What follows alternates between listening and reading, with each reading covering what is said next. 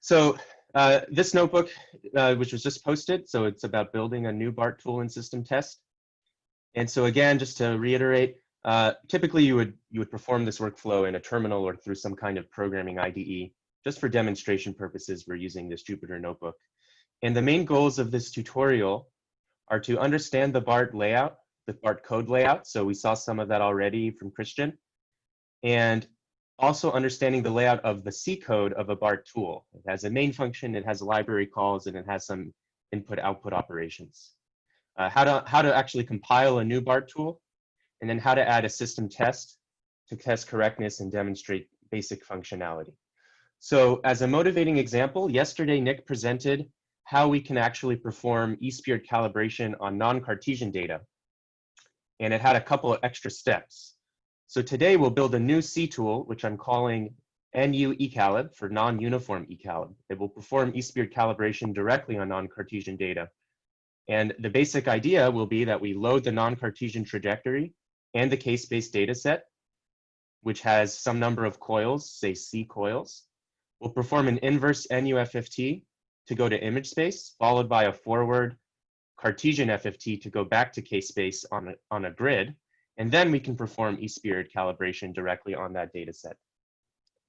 So these steps can already be performed using existing BART commands, NUFFT, FFT, and eCalib. And it's important to note that these tools have a lot of different features, as we just saw with the previous presentations. And so the C program that we're building will not have all of these full-fledged features. It will just be a subset of them for demonstration purposes. There's also, from the workshop that we've held in the past, there's another example that you can take a look at that shows some other types of operations you can do in terms of building a new tool.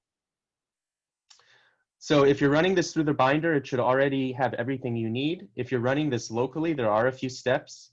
So as Shango mentioned, we're using the bash kernel for Jupyter just as a way of demonstrating how to call these commands instead of running it in a terminal. And so that needs to be installed. And I'm working with BART version 0.5.00. So that can also be built and cloned directly from the GitHub repository. So like the previous examples, I'm going to have a simple IAmShow program that will let me plot images.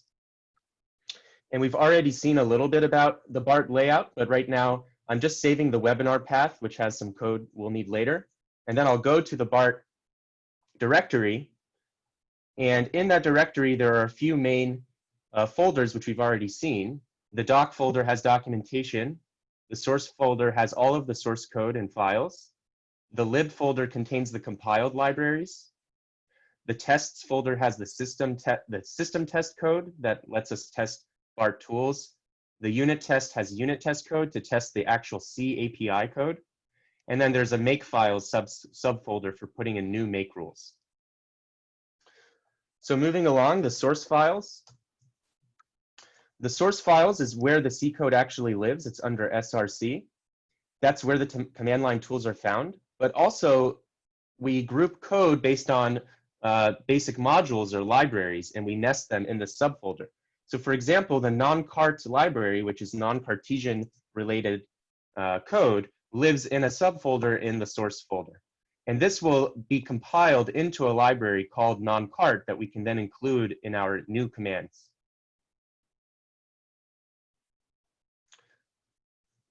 The system test files are under tests. And so the system test can be used to make sure that the BART functionality does not break when we add new features. So it's really important, if you're actually compiling new code, to test that your new features don't break previous features. And there are a number of tests already. They often have the same name as the tool that they're meant to test, although that's not necessarily a requirement. And so this is where we'll put our new test code as well. And finally, I want to mention the makefiles directory again, since we're going to be using it. The makefiles directory is a place where we can put our own makefile commands without having to modify the main makefile. And this is useful because as we add new tools, we don't necessarily want to modify the source code, which might get updated with new commits. So it's common to put these as a separate makefile, and that way things can kind of run in parallel. So the new command we're going to add, called nu-ecalib, will perform e-spirit calibration on non-Cartesian data. And here is the signature for the help string that I want to create. So nu-ecalib will have a few optional parameters, which we see in the brackets. It will require k-space, the trajectory file, and the sensitivity maps. So it takes the first two as inputs, and it outputs the third as sensitivity maps. And so this does not have the full functionality of these individual tools again, but we can add some parameters to sort of switch the functionality of the calibration. For example, the number of soft sensitivity maps to use and the threshold levels for e-spirit calibration. But this tool is equivalent to the following series of existing commands that already can be used directly in BART, which we saw in the previous demo yesterday. But we can use these tools to form the basis of our system test, since we know that this performs the correct operations. And so again, I can't see the questions, but if there are questions, please just interrupt me to answer them. So the purpose of this demo really is not to dive too deeply into the source code, but actually show how all of these things are built. So the source code is already available in the webinar directory, and there's a GitHub link right here. And we can copy the source code to our BART directory with the next set of commands. So in this data/nu-ecalib folder, I have an nu-ecalib.c file, and I'm going to put that in the source src directory of BART. That's where my code needs to live. Now, this source code is documented line by line, so it could be used as a good reference if you want to perform a similar type of modification or addition of a tool. We're going to take a look at some of the lines of the source code just to get a sense of what's going on. So at the very top of the line, after the comments about licensing, we actually include all of the BART modules or libraries. And they're sort of subgrouped based on what kind of library it is. So we have the miscellaneous library, or MISC, and each of these files is used somewhere in our source code for those APIs. We also have the numerical library for performing numerical operations. We include the calibration library for performing e-spirit calibration. We're going to use linear operators to perform the inverse NUFFT, so we need the linops library. And then we're going to actually perform an inverse NUFFT, so we need the iter library to do iterative algorithms. And finally, the non-Cartesian library is used for the actual implementation of NUFFT. And so these includes are at the very beginning of our source file, and it also indicates what libraries our code requires from BART. So here I define the human readable usage in help strings. So that's the next set of lines in our source code. And so it says here that the usage string it will take k-space and trajectories and output sensitivities. By the way, I'm just noticing as I do this that there may be a small error in my usage string that actually the trajectory comes first, but we'll double check that at the end. Okay, after we define the usage and help string, we actually have the main function. Every tool in BART has this kind of main function signature called main underscore and then the tool name. And this is a trick we do in order to get the BART tool to actually have a list of all of the commands that we want. And so you'll see this kind of signature in all of the source code files. So after we've defined our main function, we can define the input and output optional arguments, which we saw in the previous presentation. So let's take a look at that. Or actually, I think I'll skip that in this because we've already seen it. So after we create the optional arguments, we're then ready to actually operate on data. And so the first thing we want to do is we want to load the input data as these memory map files. And so I have two inputs, the trajectory input and the k-space input. And here you can see that, in fact, argv1, the first argument, is going to be the trajectory, and argv2, the second argument, is going to be my k-space data.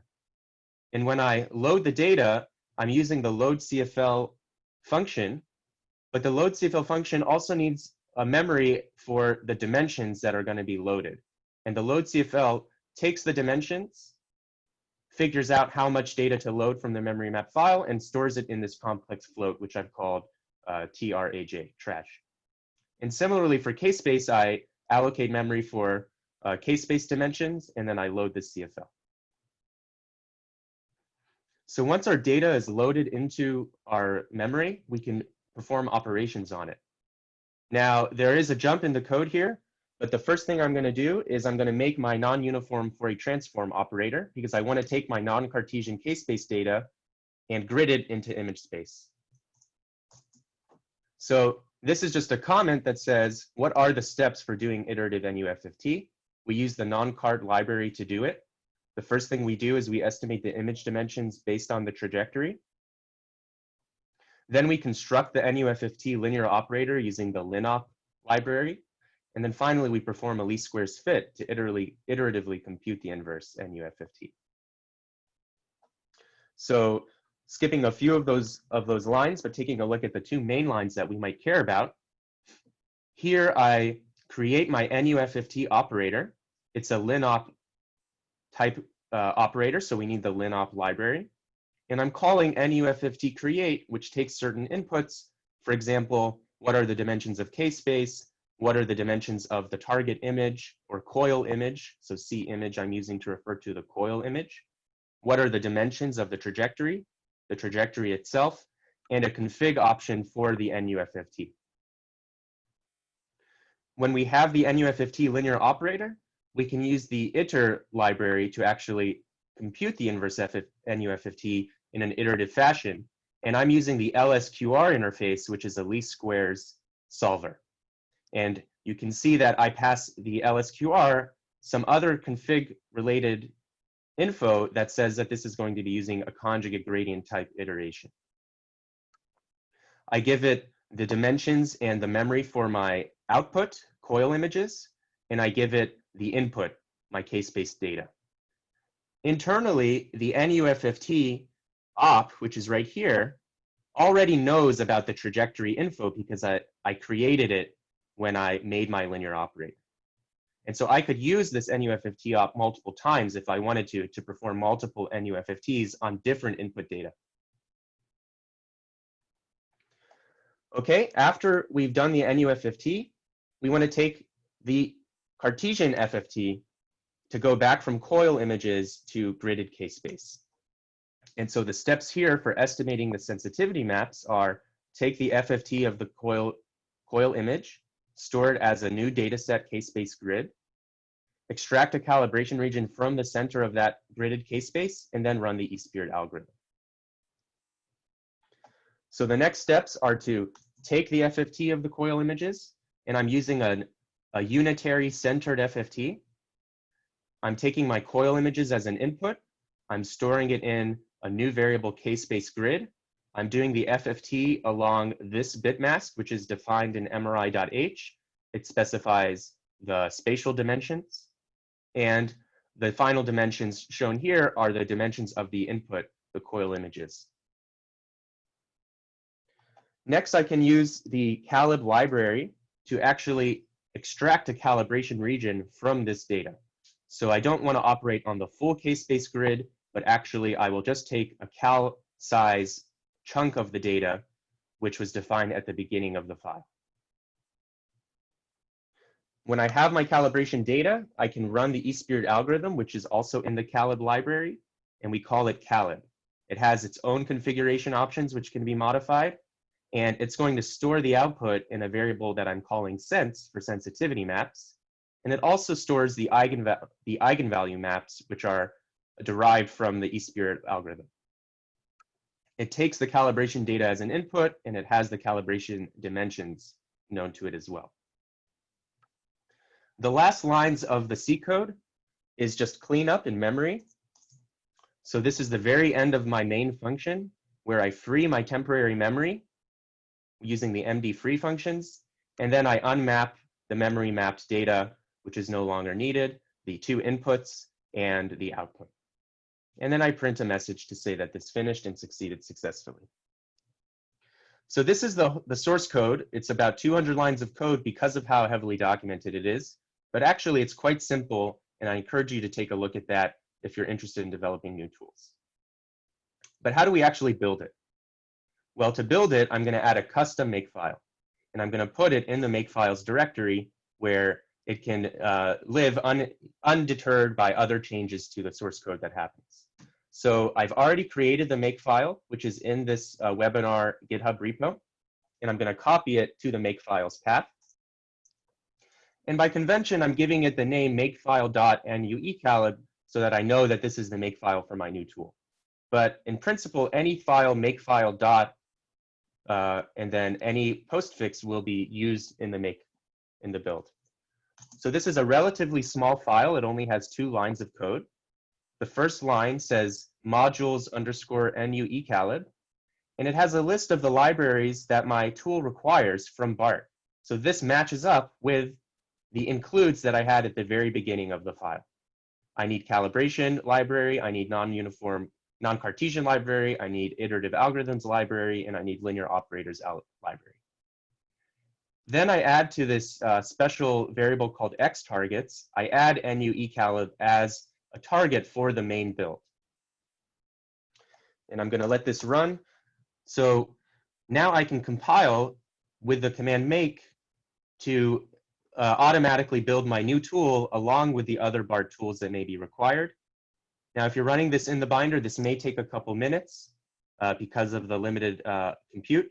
I'm running this locally on my machine, and it takes 10 to 20 seconds, so we'll let that run. And I'm intentionally only piping out some of the output so that we don't get overwhelmed by the amount of text here. But essentially, maybe one thing that's worth mentioning is that I'm actually compiling this on a Mac. So this is an example that should work both in Linux and in Mac. And the output of the make is slightly different because it's for my particular build system. Oh, sorry, got some small error. So this sometimes happens when you do things live. We'll try this and see what happens. Apologize for that.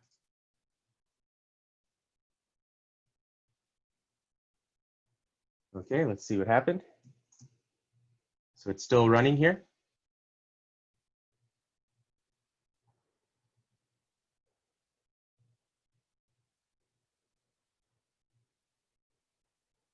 Okay, we're getting some output from the make stage. It's building the libraries.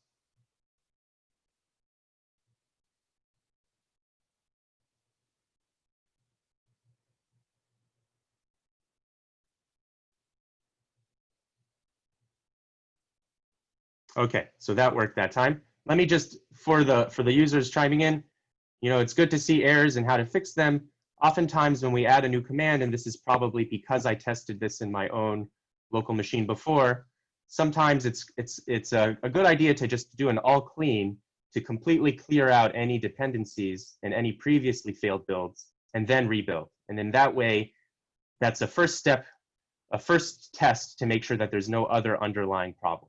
So I apologize for that happening, but we can see now that when I type BART, I have a working BART system, and in particular, we have this new tool called nuecalib that automatically shows up in the BART program. So my nuecalib was compiled, and now I can actually call it. So BART nuecalib-h is now a valid tool, and it has the particular usage string and help string that I told it to have. Again, if you're following along, you could see in my source code that I actually flipped these 2 inputs. So that was a last-minute change to make it more in line with the convention used by the NUFFT tool.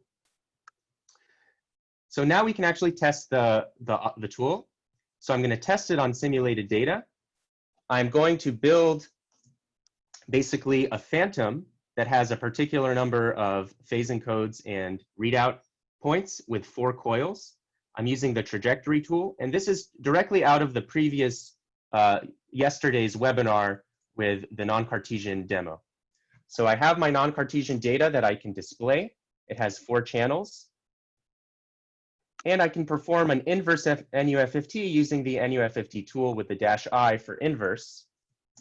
And after that runs, I have done an inverse NUFFT to get my coil images of this phantom data.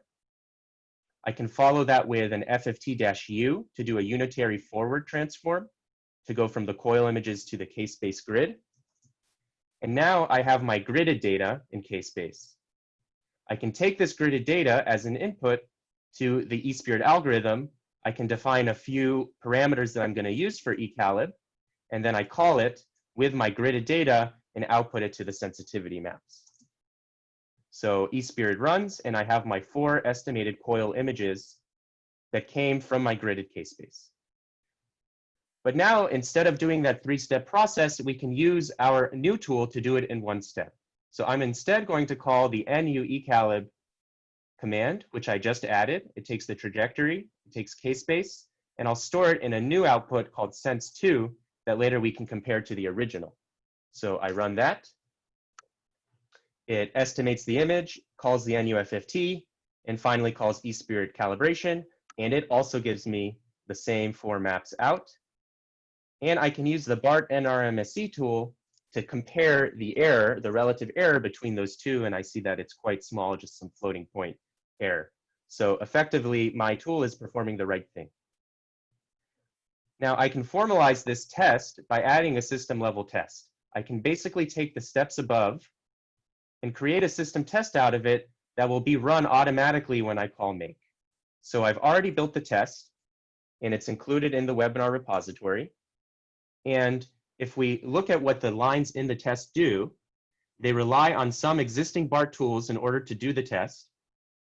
But effectively, all it does is it repeats the same operations I just did. It creates a trajectory, it creates a non-Cartesian phantom, it calls inverse NUFFT, it calls a forward Cartesian FFT, it runs eSpirit calibration. Finally, it runs the new tool, nu eCalib, to get new output, and it compares the mean square error of those two to each other. And so if this test passes, if the mean square error is less than this value, then we will get a line that says that. And I call that test test/test nu eCalib. Now that I've added the test code to my build, I can remake. And this time, I'm going to just make this particular test. I don't want to build all of the tests because it takes a lot of time. So I'll run this command, and we'll get some more output as it builds the test code required. And if I scroll down after the build finished, I can see here that it's actually calling my test code that I ran. And at the very end of it, I can see the mean square error that it got. It was below my threshold, so the test succeeded. It creates a file in the file system to indicate that, and the build has passed. Now, as we saw previously in the day, if the make had failed, we would have seen an error, and then we could go and inspect what exactly was not passing in the test.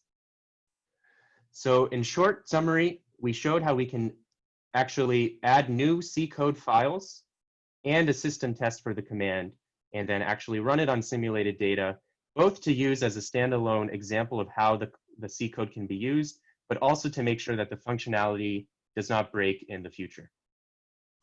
So I hope that that's informative. I'm going to go ahead and stop sharing screen now, and we can take remaining questions and answers in this.